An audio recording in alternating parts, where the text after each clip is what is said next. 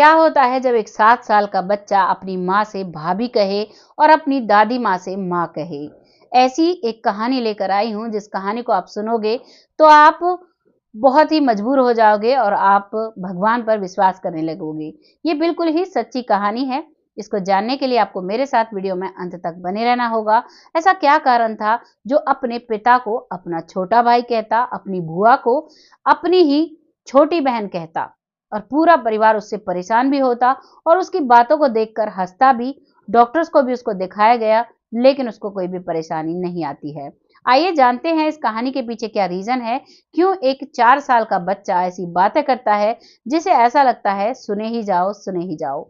और इसी वजह से उसकी माँ भी उसे छोड़कर चली जाती है।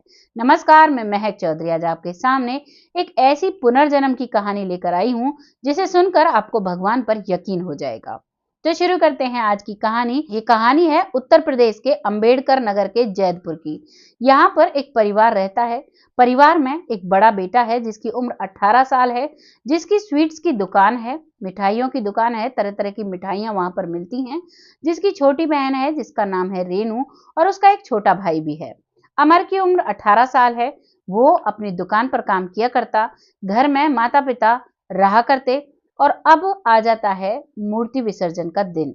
यहाँ पर गणपति बाबा का मूर्ति विसर्जन का दिन आता है। बड़े ही धूमधाम से उत्सव मनाया जा रहा था। बहुत ही प्यार से सब गणपति जी का विसर्जन करने के लिए जा रहे थे।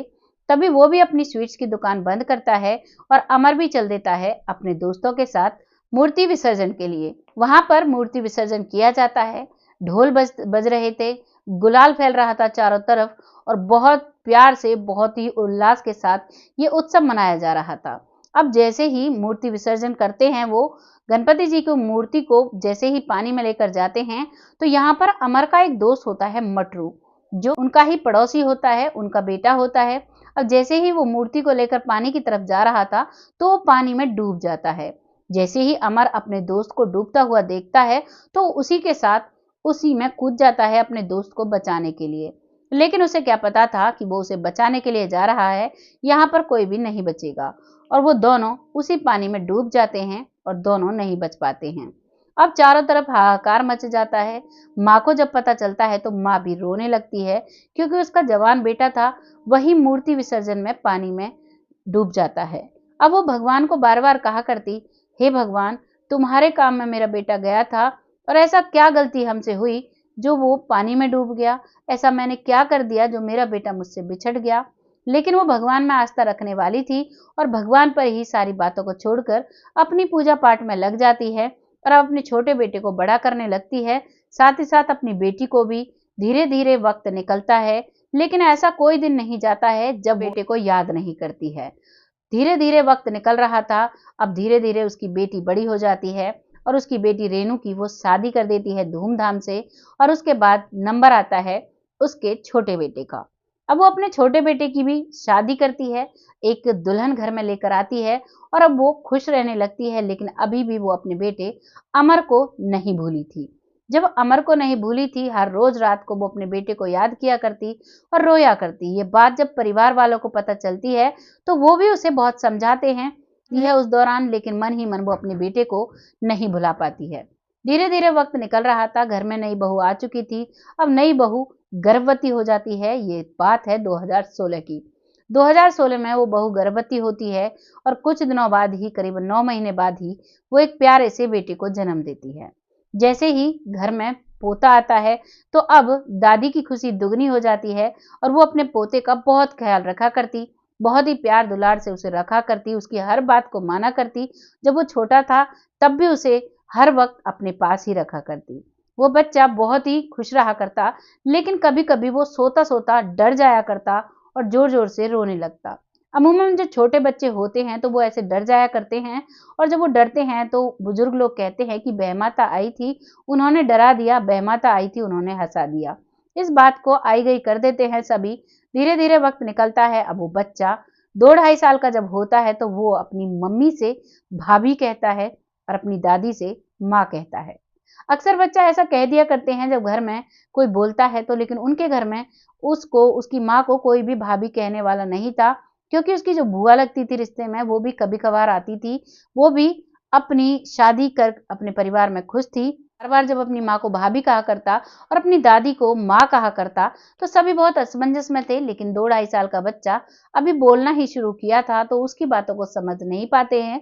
धीरे धीरे बड़ा होता है, अब वो 4 साल का हो जाता है और जब वो 4 साल का होता है सभी शब्दों को अच्छे से बोलने लगता है। तो अब वो अपनी जो दादी है उससे कहता है कि माँ, क्या आपको याद है जब मैं पानी में डूबा था तो मेरा बहुत जोर से दम घुटा था और मैं बहुत ज्यादा परेशान हो गया था, बहुत जोर से मुझे दर्द हुआ था। जैसे ही माँ ये बात सुनती है तो माँ को धक्का सा लगता है। वो अपने बेटे को वैसे ही नहीं भूल पा रही थी और जो पोता हुआ था वो भी बार बार उसी की बातें कर रहा था। अब वो कहती है, तुम्हें कहाँ से ये बात पता चली? तो वो कहता है, मुझे कैसे पता नहीं होंगी, मेरे साथ जो चीज हुई वो मुझे नहीं पता होगी। अब वो बच्चा खेलने के लिए निकल जाता है इतनी बात कहकर, लेकिन जो दादी है वो बहुत परेशान रहने लगती है। तभी जब वो खेल कर घर आता है तो उसे अपना यानी कि दादी का भाई आया हुआ घर पर मिलता है। तभी वो घर में आते ही कहता है, और मामा जी कैसे हो, काफी दिनों बाद मिले हो। एक 4 साल का बच्चा जब इस लहजे में बात करता है तो मामा भी हैरान और परेशान हो जाता है और कहता है कि बहन, तुमने तो अपने पोते को घना ही सर चढ़ा रखा है, ऐसे कैसे बोलता है। तभी वो दादी कहती है कि पता नहीं भैया, मुझे माँ कहता है, तुम्हें मामा कह रहा है, अपनी मम्मी को भाभी कहता है और अपने भाई पिता को भाई कहता है और बात बात पर उस पर हाथ भी उठा दिया करता है। कहता है, मैं बड़ा हूँ, मुझसे बड़ों की तरह बात किया कर, मेरी इज्जत किया कर। और उसके बाद फिर उसकी बुआ आती है। बुआ आती है तो बुआ से भी बुआ ना कहकर बहन कहता है और कहता है, रेनू कैसी हो, कैसा है तुम्हारा ससुराल?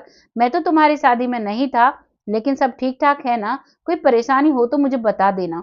जैसे ही वो ये बात कहता है तो बुआ भी हैरान और परेशान हो जाती है कि ये ऐसा कैसे बोल रहा है।